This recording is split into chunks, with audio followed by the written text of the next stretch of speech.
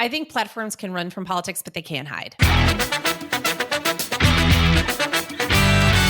Welcome to the Campaign Trend Podcast, where you're joining in on a conversation with the entrepreneurs, operatives, and experts who make professional politics happen. I'm your host, Eric Wilson. Our guest today is Katie Harbath, Chief Global Affairs Officer at Duco Experts. From 2011 to 2021, Katie was the Public Policy Director at Facebook, where she led global outreach to elected officials, political parties, and campaigners across the world. In our conversation, we check in on the state of digital campaigning in the 2024 elections and Facebook's role in the campaign.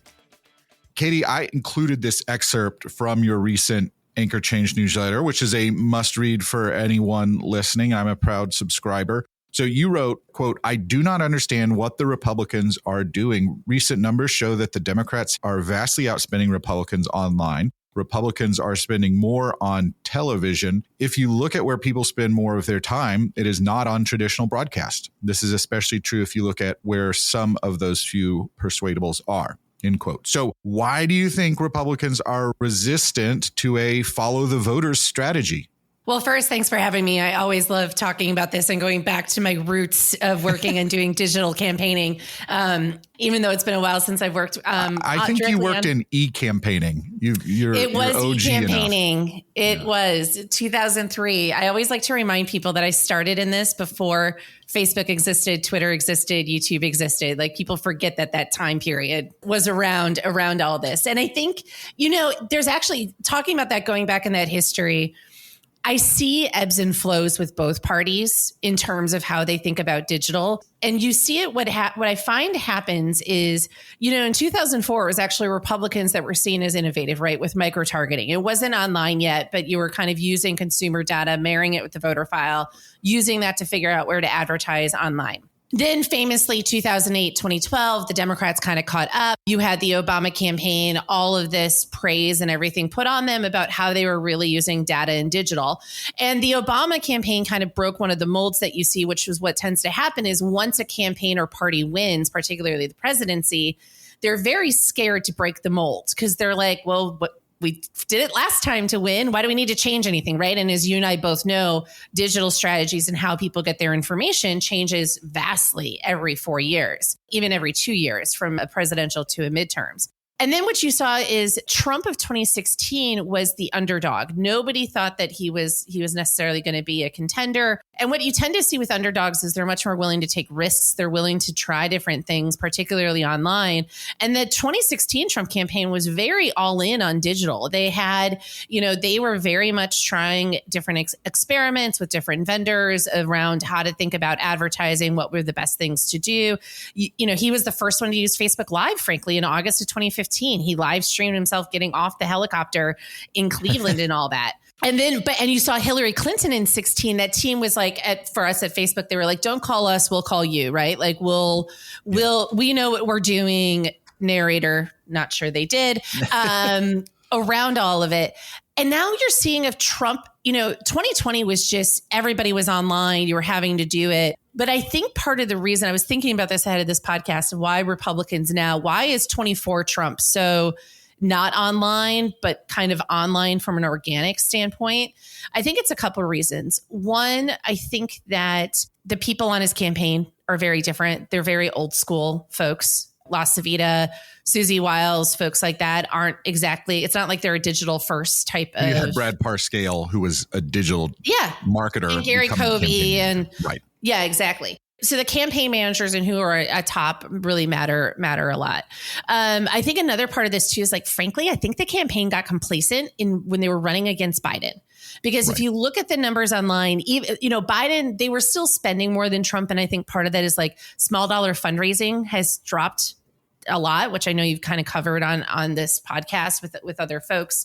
A lot of money is going to legal fees, so they don't have as much money to maybe be spending in some of these places and all of that. And I think that they just didn't have very much competition online when it was a Biden. And now you have Harris, and I hate using the word vibes, but I'm going to use the word vibes. The vibes have just completely shifted. And she now has, the coffers are just overflowing with money, the organic and the paid. So I think that that's part of the reason that we're seeing this regression. And I don't hold out too much hope that we're going to see much change in this election. And I think it'll be somewhat detrimental to them. But one thing that I pointed out in my most recent newsletter that I think is important for people to think about is, while they are being vastly outspent on paid, and I think that that's worth looking at from an enthusiasm factor, like, because this is going to be a turnout election, right? Like, how can you get like both sides keeping their base up and wild up and all that? But because you have platforms like TikTok that don't allow political advertising, and that is where a lot of people are going to get their political news and information, since places like Facebook, Instagram, and Threads are deprioritizing politics. Right. That we need to make sure that we're not just paying attention to the paid and also looking at what is happening on the organic side of everything, because I think the organic reach that the campaigns are going to be getting is also going to be really important. And that's something that Republicans have traditionally excelled at more than the left. And so I think we're still seeing everything kind of equalize out after this crazy summer around all that. So forgive me if that was too long of an answer, but I think the history was important. That was a good history lesson of how we got here. And we'll get to TikTok in a little bit, but because Republicans aren't on the playing field, we may not get that advantage of organic boost. One thing that I think is really important here is, at least as long as I've been following this, the way innovation works is one side loses because they're not doing something, and then the other side catches up. Republicans really have not had that opportunity when it comes to digital advertising to suffer that defeat in a way that makes them revise their strategy. And that's partly because of the demographics. I mean, you point out it's the persuadables, typically younger voters. You're not able to reach them on TV, but there's a huge swath of the Republican electorate that is still reliably reachable on TV. And so we've gotten a little bit of a demographic reprieve for a while. It's just a matter of time before that happens. And then I'm also worried about what happens down ballot. Right. So everyone's focused on the presidential campaign, but there are some states that are not competitive presidential campaigns where we have real shots at Senate and House seats where we're just not seeing that spending. Well, and I think also I'd be curious your thoughts on this, but the Republican digital vendor space has also very much changed in this post-Trump world. Like in past cycles, whatever vendor was or whoever was working on the president's digital campaign tended to go and then start their own company. You think Targeted Victory after Romney, you had Campaign Solutions and stuff like that from the McCain world and all that. And there was that period of time there in the early 2000s through, I'd say 2016, where you had quite a few folks that were available to campaigns for doing digital. And those folks still exist. Please don't get me wrong. I know many of you are listening. I don't want to say you don't exist because you do. But I think it seems like it's just a different field right now in terms of who campaigns are willing to, who the vendors are willing to work with, who the campaigns want to work with, and where they're willing to spend that money online. And I don't know if part of that's because of how the platforms have changed and it's harder, like on the advertising front, it's so much more fragmented. So it's not as easy as just being like, we're going to buy Google, YouTube, Facebook ads and be done with it. You would know that better than I do. But I feel like we're in this shifting of the online environment that people haven't quite figured out yet from a, how do you explain that and show the return on investment without being like, I don't know, we got to kind of experiment and figure it out. Right. It kind of reminds me of the earlier days of the internet where it was like, it was hard to show what they were going to get for it. The expectations were so low, right? I think that there are a few, I don't have a grand unified theory, but a few thoughts come to mind. The first is, as long as you and I have been doing this, digital folks have been emphasizing the ROI of digital and really made Facebook and Google into direct response platforms. When they stopped performing as effectively as direct response platforms to some changes, that shifted the impression of what digital was for. The other reality is that digital has gotten significant enough that more established players are looking at it. And that's why there's an ongoing debate right now of who should buy connected TV advertising. Is it the people who buy TV because they know what goes on the big box in your living room? Or is it the people who buy digital because it's programmatic? And then a third thread that I think is woven in there is we, over the last decade, have pushed towards full service digital firms where they do websites, social media, or fundraising, advertising.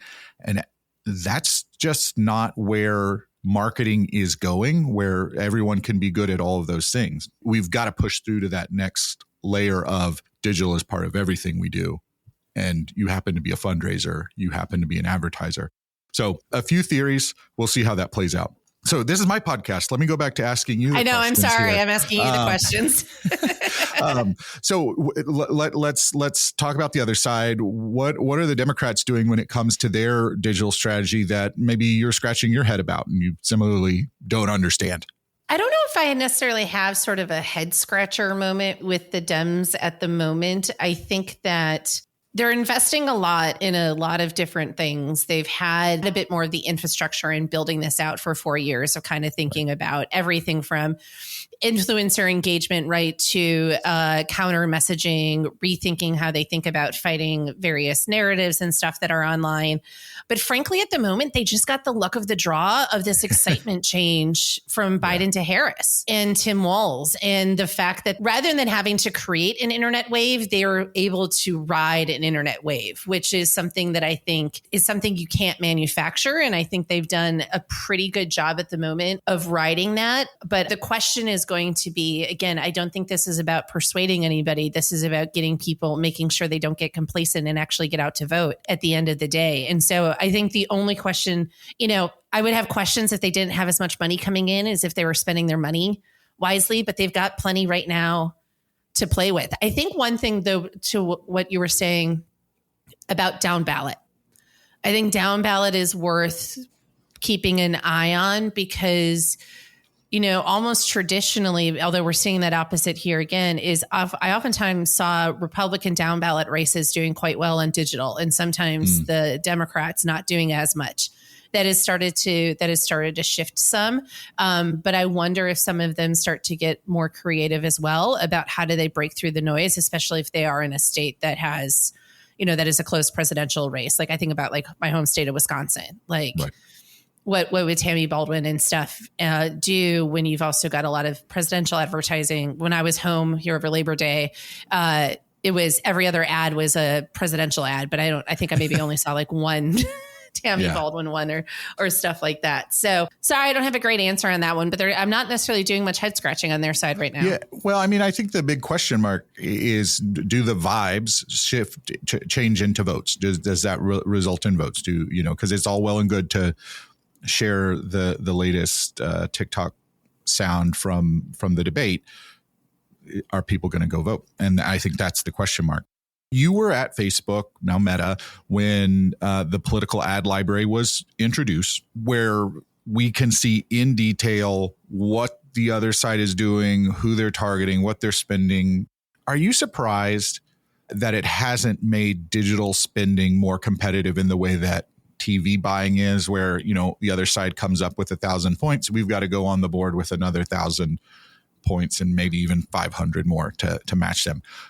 Why do you think that dynamic hasn't materialized for us? I think part of it's because you don't see the press covering the digital spend as much, and as part of the horse race things. I've noticed that this cycle a little bit more, because I think Harris was trying to push that they were doing an unprecedented $200 million ad spend or something like that around it, but it just doesn't get because when you do that, you're trying to show that you're competitive, right? For like sort of that DC inside the Beltway race.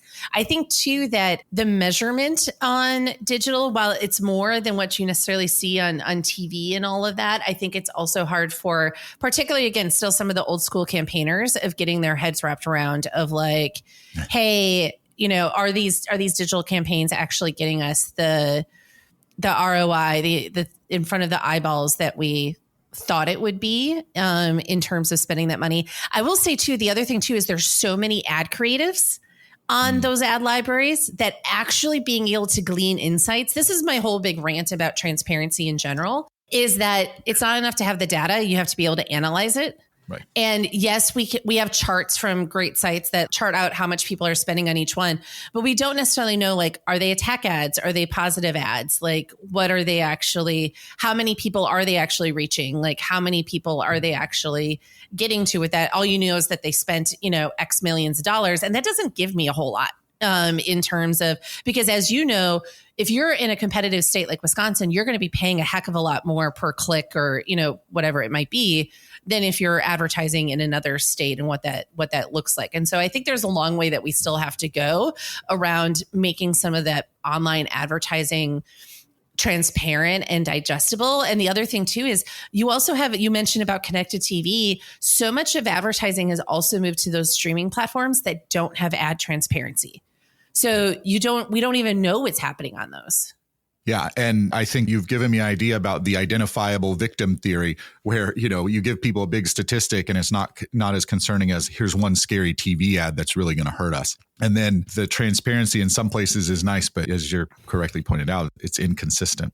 You're listening to the Campaign Trend Podcast. I'm speaking with Katie Harbath, Chief Global Affairs Officer at Duco Experts.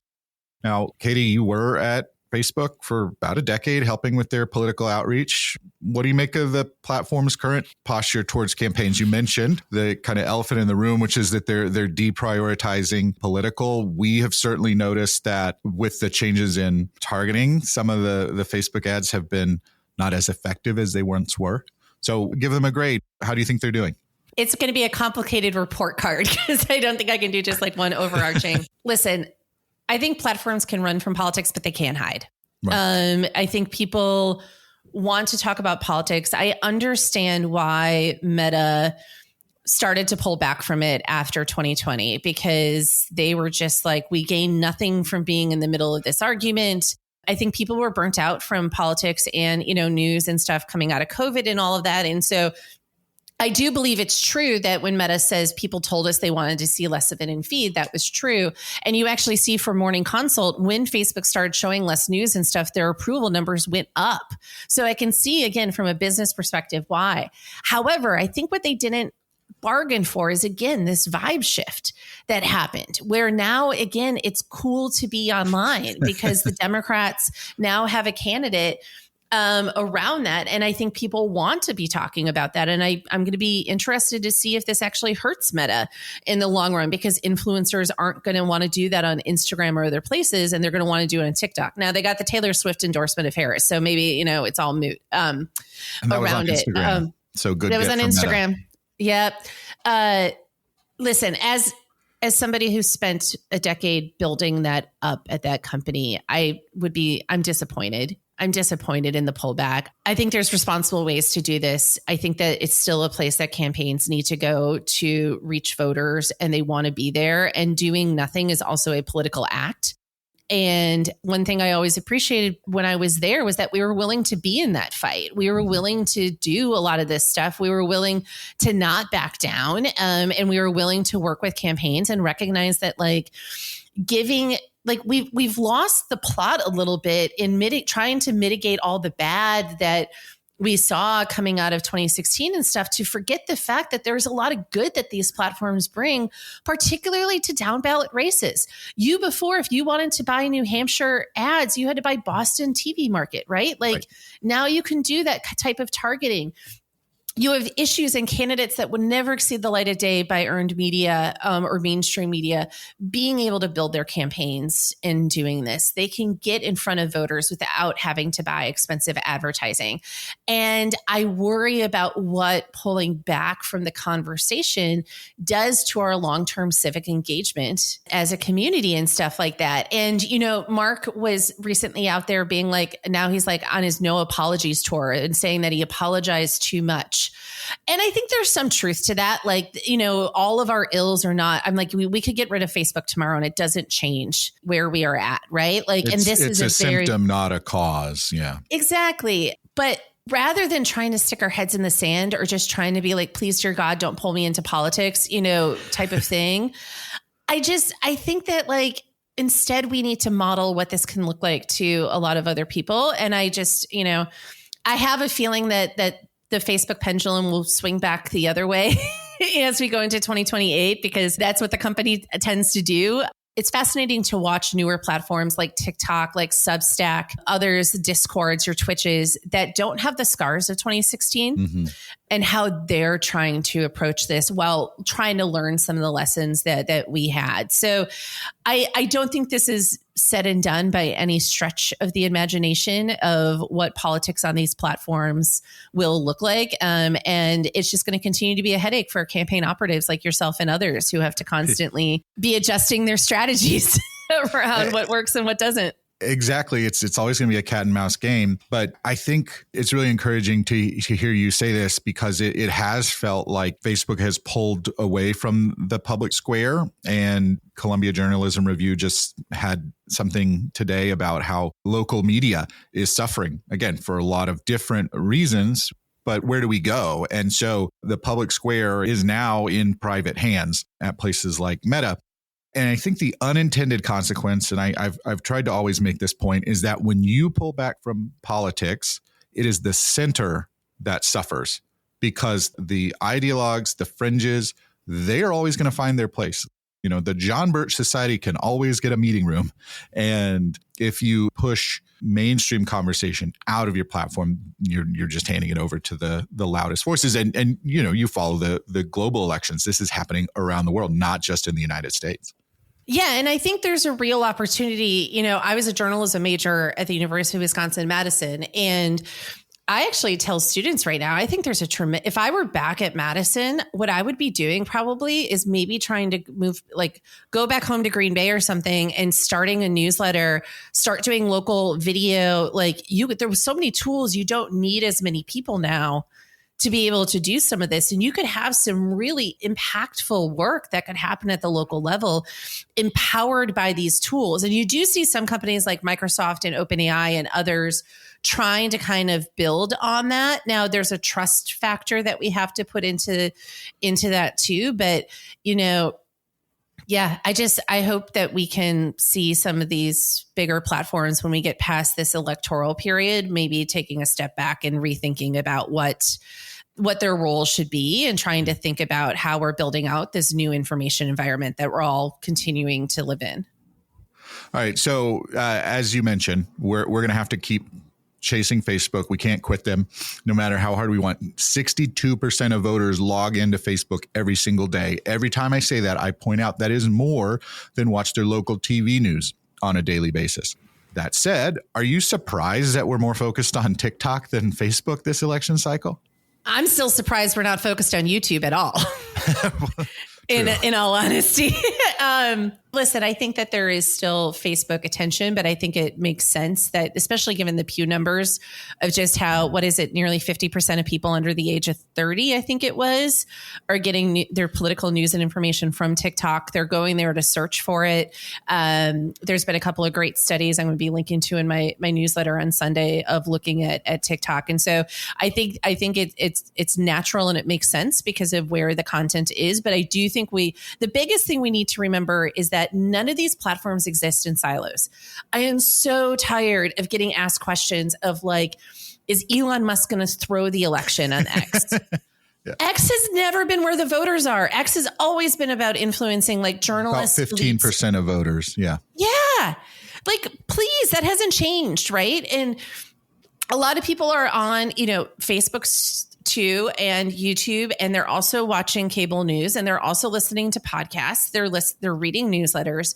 We need to stop being like that. It's going to be any one platform that is going to make the difference. I just think because of how complicated, more and more complicated all this continues to get, it's really hard for people to get their heads wrapped around how do we really understand how people are getting information, how they're synthesizing it, how they're trying to decide what is misinformation, not misinformation, what to believe, not to believe, et cetera. And so we tend to, as humans, try to simplify that a bit more, and frankly go to where, if you're the news media, we forget that they're a business too, and they're just trying to figure out where the clicks are. Yeah. Well, and what's going to get headlines. The theme of your newsletter this year has been Panic Responsibly. And we thought for so much of 2024, or not we, but the media thought that AI was going to be the major disruptor of the election. Was the hype about AI overblown? Did everyone panic too much, or are we panicking responsibly? The pendulum I'm worried about has gone back to, so it was a ton of panic, which is why I came up with the phrase panic responsibly, because last fall it was like, this is going to be the last human election, all of that. Then you saw the pendulum swing these last couple of weeks or so, and everyone's like, oh, wait, maybe it's not as bad as we thought it was. And now I'm not seeing very much conversation about it, although Oprah has her new special that I have a feeling is going to just drive me bonkers because of the hosts that she has around like the fear mongering of this. So I don't believe we're in that panic responsibly area where I would like us to be. Our pendulum keeps swinging right past it from one side to the other. We have a long way to go, but I think the thing that I want to really implore people, and I'm already starting to think about life post 2024, is just like with any campaign technology, as you know, it takes campaigns a while to adapt this stuff. It does not happen overnight. And I think that even if we're not seeing AI used a ton, we'll see examples for sure.